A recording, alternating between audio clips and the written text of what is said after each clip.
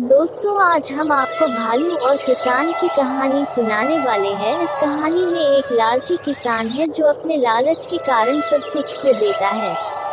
बहुत समय पहले की बात है। एक गांव में एक किसान रहता था। किसान बहुत लालची था। किसान के लालच के कारण गांव के लोग किसान को भला बुरा कहते रहते थे। किसान की पत्नी और बच्चों ने किसान को बहुत समझाया कि लालच बुरी बला है और आपको लालच नहीं करना चाहिए, लेकिन किसान ने अपने पत्नी बच्चों की एक न सुनी। धीरे धीरे किसान से गांव के लोगों ने बातचीत करना भी बंद कर दिया। उसके कुछ समय बाद किसान के बेईमानी और लालच से परेशान होकर किसान के पत्नी और बच्चे भी किसान को छोड़कर चले गए। अब किसान खेत में अकेला खेती करता, लेकिन किसान से अकेले इतनी मेहनत नहीं होती थी। इस कारण फसल कम होती और मुनाफा भी कम होने लग गया। किसान बहुत लालची था। कम मुनाफे के कारण किसान दुखी हो रहा था। उसे खेत में काम करने के लिए किसी की आवश्यकता थी, लेकिन कोई भी उसके साथ काम करने के लिए तैयार नहीं था। अंततः किसान ने सोच क्यों ना पास के जंगल से किसी जानवर को लाकर खेत में काम करवा लूं। उसको कुछ देना भी नहीं पड़ेगा और खेत में काम भी हो जाएगा। किसान जंगल में गया। उसको एक भालू मिला। किसान ने भालू से कहा कि तुम मेरे खेत में काम करो, तुम्हें भरपेट खाना दूंगा। इस पर भालू ने कहा कि मैं तुम्हारे खेत में काम करूंगा, लेकिन मुझे आधी फसल देनी पड़ेगी। किसान बहुत बेईमान और लालची था। उसने भालू से कहा कि ठीक है, जो भी फसल होगी उसके ऊपर का हिस्सा तुम ले लेना और जड़े में रख लूंगा। इस पर भालू तैयार हो गया और किसान के खेत में काम करने लगा। किसान ने खेत में शलजम बो दिए। भालू ने दिन रात मेहनत की।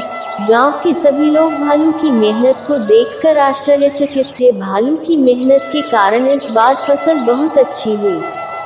अब फसल काटने का समय आ गया था। किसान ने भालू से कहा कि ऊपर की सारी फसल तुम ले जाओ, और किसान ने सारे शलजम ले लिए। भालू किसान की बेईमानी से बहुत दुखी हुआ। उसने किसान को कहा कि तुमने मेरे साथ धोखा किया है, मैं तुम्हारे साथ काम नहीं करूंगा, और भालू वापस जंगल जाने लगा।